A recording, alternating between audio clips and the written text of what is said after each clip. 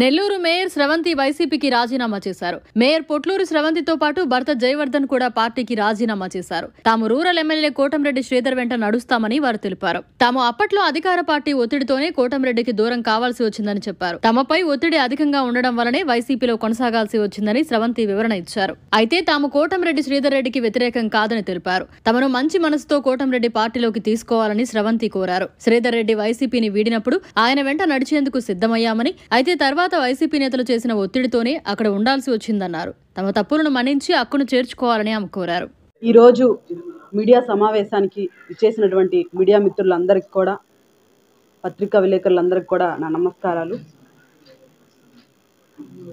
ఈ సమావేశం ముఖ్య ఉద్దేశం ఏంటంటే, వైఎస్ఆర్ కాంగ్రెస్ పార్టీకి రాజీనామా చేయాలి అని ఈరోజు ఈ మీడియా సమావేశాన్ని పెట్టడం జరిగింది.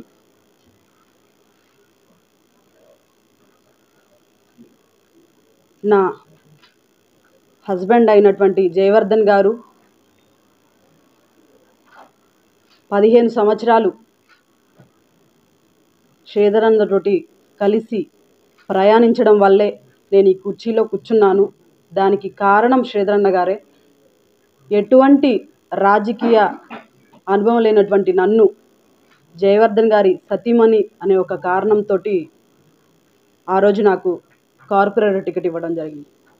టికెట్ ఇచ్చి ఏదైతే ఆ ఎలక్షన్ టెన్షన్ కానీ కష్టాన్ని కానీ మా దాకా రానివ్వకుండా నేను కార్పొరేటర్గా గెలవాలి అని మాకంటే కూడా ఆ కష్టాన్ని కానీ ఆ టెన్షన్ని కానీ తీసుకొని శ్రీధర్ రెడ్డి గారి సోదరులైనటువంటి గిరిధర్ రెడ్డి గారు మమ్మల్ని కార్పొరేటర్గా గెలిపించడం జరిగింది. గెలిపించినటువంటి కొన్ని రోజులకే నాకు అనుకోని ఊహించినటువంటి ఈ మేయర్ పదవిని నాకు శ్రీధరన్న గారు ఇవ్వడం జరిగింది. నాకు రాజకీయాల్లోకి అడుగు పెట్టడానికి అవకాశం కల్పించినటువంటి నాయకులు శ్రీధరన్న గారు. అంతేకాకుండా మాలాంటి ఎంతోమందికి, అదేవిధంగా శ్రీధరన్న దగ్గర ఉన్నటువంటి కార్యకర్తలకు కానీ అందరికి కూడా ఒక నాయకుడి కన్నా కూడా మించిన కుటుంబ సభ్యుల్లో ఉన్నటువంటి తండ్రి పాత్ర ఏదైతే ఉంటుందో ఆ పాత్రని పోషించే విధంగా వారితో ఉన్నటువంటి అందరినీ కూడా చూసుకోవడంలో శ్రీధరన్న గారు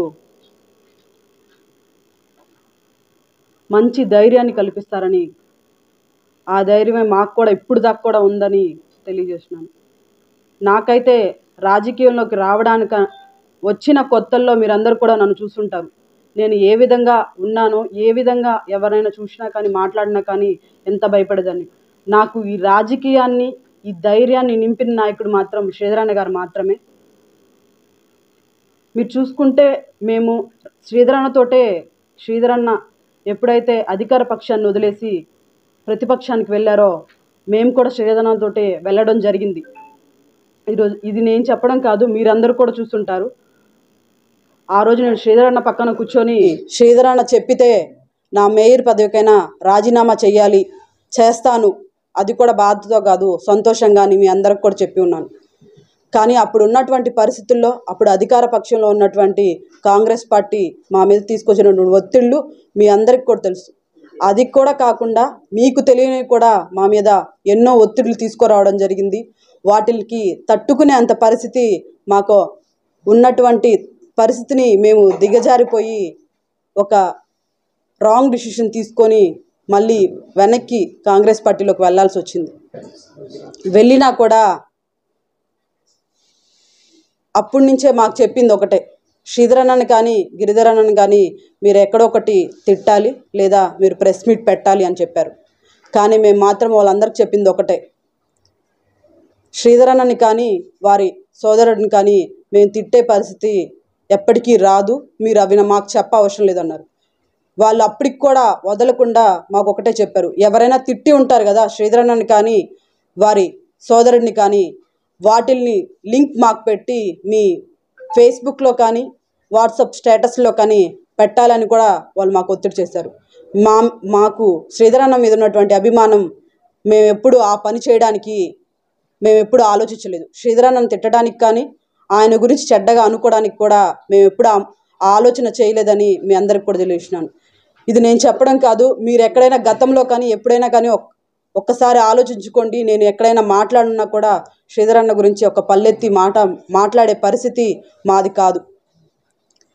మళ్ళీ ఇప్పుడు శ్రీధర్ అన్నని రూరల్ ప్రజలందరూ కూడా ఘన విజయాన్ని అందించినందుకు ఆనందపడి సంతోషపడే వాళ్ళలో మేము ముందుంటామని మీ అందరికి కూడా తెలియజేసినాను. ఇప్పుడు మేము ఒకటే శ్రీధర్ అన్నని కానీ కోరుకునేది, మేము చేసినటువంటి కుటుంబ పెద్దగా ఉన్నటువంటి శ్రీధర్ అన్నని కానీ మమ్మల్ని మళ్ళీ మేము చేసినటువంటి తప్పుని వారికి కూడా తెలుసు, మీ అందరికి కూడా తెలుసు ఎటువంటి సిచ్యువేషన్స్లో మేము వెనక్కి వెళ్ళాల్సి వచ్చింది అనేది.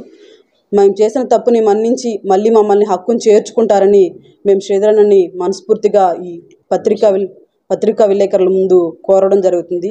అదేవిధంగా శ్రీధర్ అన్న కానీ వారి కుటుంబ సభ్యులు కానీ గిరిధర్ అన్న కానీ మమ్మల్ని ఏ విధంగా చూసుకున్నారన్నది మాకే తెలుసు. వారి కుటుంబ సభ్యుల్లో ఉన్న వాళ్ళకంటే మమ్మల్ని బాగా చూసుకున్నారన్నది మాకు తెలుసు. మేము ఒకటే కోరుకున్నాం, శ్రీధర్ అన్నని కానీ గిరిధర్ అన్నని కానీ వారి కుటుంబ సభ్యులందరినీ కూడా మేము చేసినటువంటి తప్పుని మన్నించి నేర్చుకోవాలని మేము మనస్ఫూర్తిగా కోరుకుంటూ ఈరోజు ఈ మీడియా సమావేశాన్ని పెట్టడానికి కారణం అదే అని మీ అందరికి కూడా తెలియజేసుకుంటూ, వైఎస్ఆర్ కాంగ్రెస్ పార్టీకి రాజీనామా చేయాలని ఒక ఆలోచనతో కూడా పెట్టడం జరిగిందని కూడా మీ అందరికి కూడా తెలియజేసుకుంటూ, శ్రీధర్ అన్న మళ్ళీ మమ్మల్ని హక్కును చేర్చుకోవాలని మేమందరం కోరుకుంటూ సెలవు. అధికారం కోసం ఆ రోజు మేము పాకులాడలేదు. నా గురించి, మా సతీమణి శ్రవంతి గారి గురించి మీ అందరికి కూడా తెలుసు. అధికారం కోసం, డబ్బు కోసం పాకులాడేటువంటి మనస్తత్వం నాకు లేదు. నేను ఇందువరకే చెప్పా, శ్రీధర్ అన్న దగ్గరే రాజకీయ పాఠాలు నేర్చుకున్నా. నేను కాదు, శ్రీధర్ అన్న దగ్గర ఉండే ఎవ్వరూ కూడా డబ్బు కోసం, అధికారం కోసం వెంపర్లాడేటువంటి పరిస్థితి లేదు. శ్రీధర్ అన్న నమ్ముకొని ఉంటే ఆ కార్యకర్తలకి డబ్బు కానీ, కుటుంబ సంక్షేమం కానీ, పదవులు కానీ వాటంతటా అవే వస్తాయనేటువంటి విషయం అందరికీ తెలుసు. దానికి నేను కానీ శ్రీధర్ అన్న దగ్గర ఉన్న చాలామంది ఇప్పటికే జరిగి ఉంది. అది అందరికీ తెలిసినటువంటి విషయమే.